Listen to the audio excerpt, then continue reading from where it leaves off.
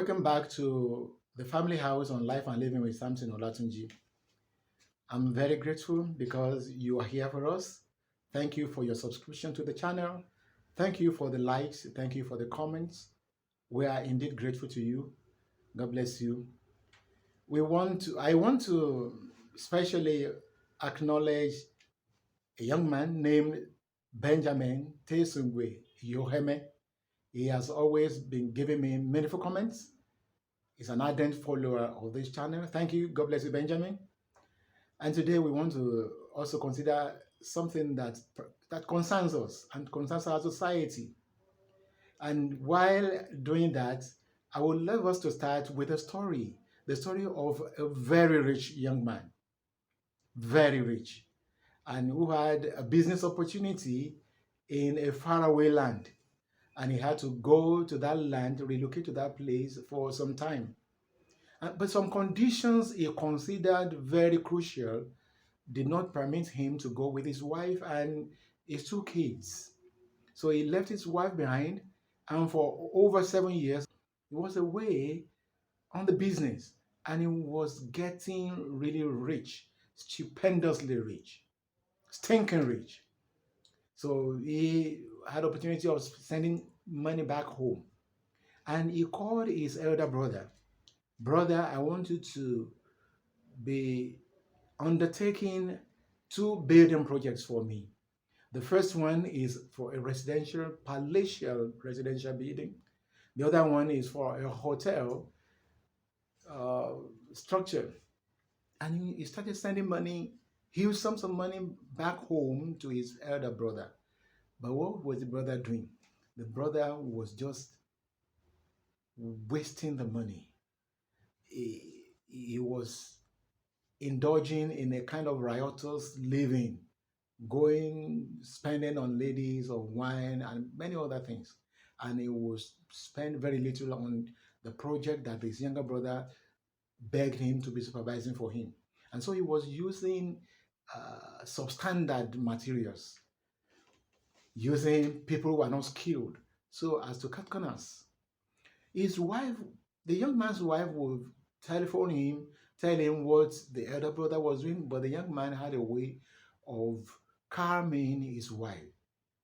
And because he had authority over his wife, he had control, the wife listened to him. The elder brother didn't know that the younger brother had private spies, private detectives watching everything that was happening. And of course, the private detectives were also keeping a tab on the wife.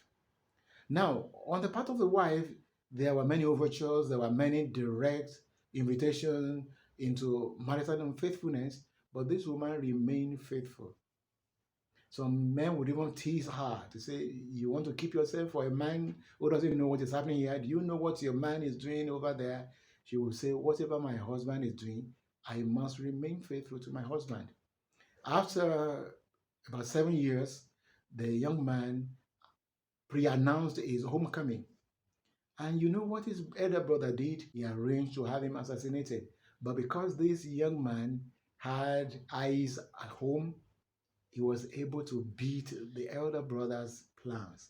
So he was not assassinated. He was given a rousing welcome by family members and community members. And it was at that welcome party that he dropped some bombshells. The first bombshell was that the project he begged his elder brother to oversee for him were his special gifts to his brother. The brother was devastated. Had he known, he wouldn't have done a shoddy job. He knew that the two buildings he supervised for his brother could not last up to 5 years because of the terrible quality. It was then he also announced that he had commissioned an estate developing company to build some structures for him, for his entire family, and one especially for his wife, for her faithfulness. And that's where we want to bring out our topic of today. We want to know whether it's going to be a cheat or not. Is cheating good? Is it good at all?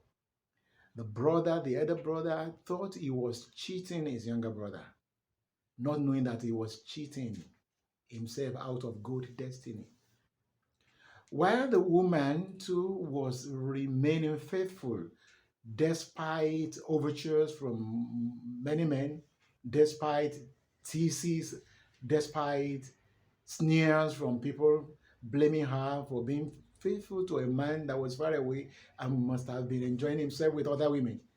She thought she was doing her husband a favor by being faithful. She didn't know that not cheating on her husband was something she was doing for herself. And that reminds me of a song by late Bob Nestor Marley. The song is Think You Are in Heaven, but you're living in hell. Think you are in heaven, but you're living in hell. Time alone, time will tell.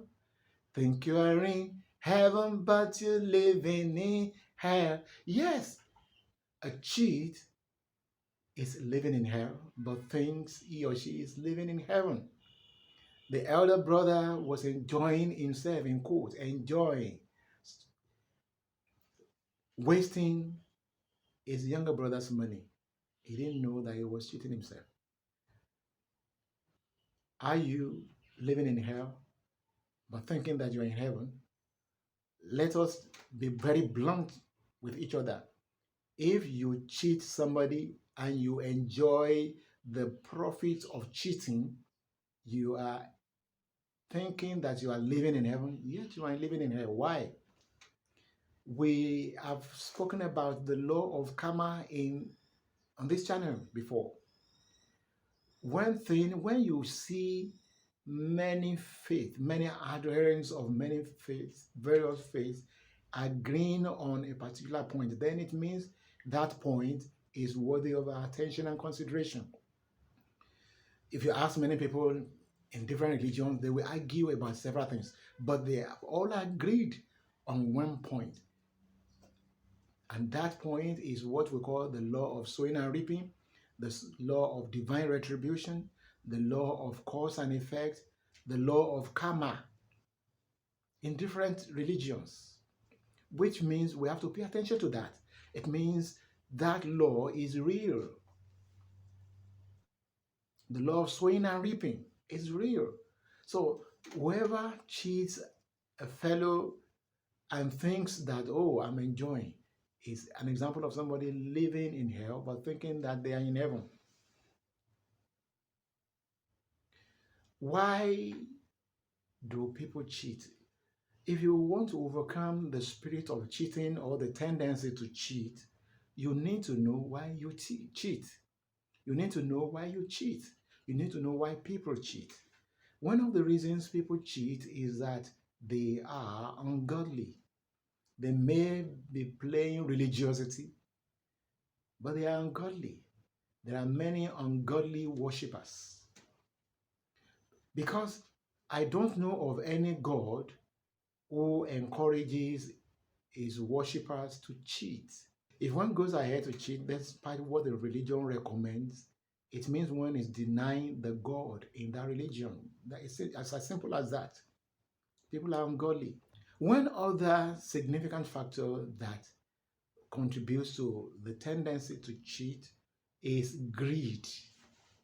Are you greedy? If you examine yourself very well, you realize that you have almost everything you need.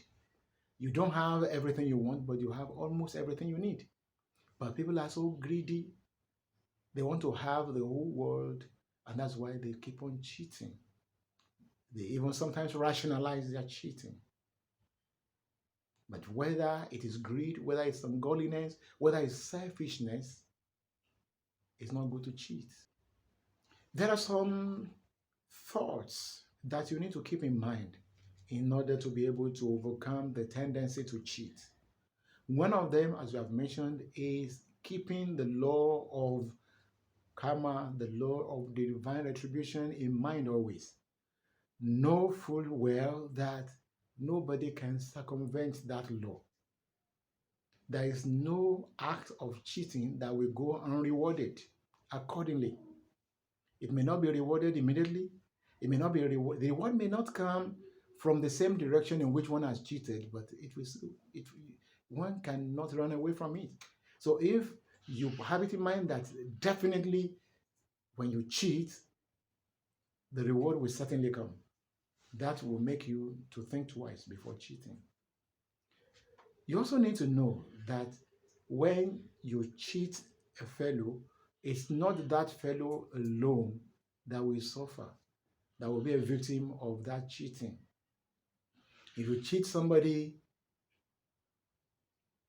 of their money, of their dues, monetary dues, people that depend on that person will also suffer. They will share from the consequences.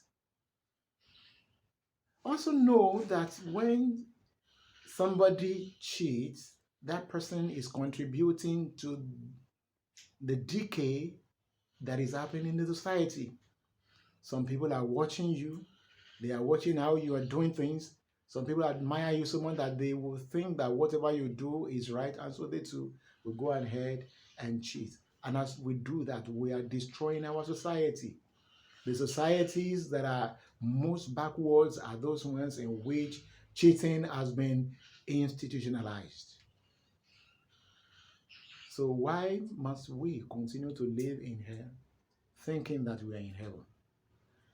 Perhaps you are cheating your family members, you are cheating your friends, you are cheating the system that employs you, you are cheating the community. Note that the day of reckoning is coming. Know that you are contributing either negatively or positively to the society. Know that the actual results of what you are doing are on the way. So let's eschew cheating. Thank you very much. Still your Samson or Latunji. Life and living.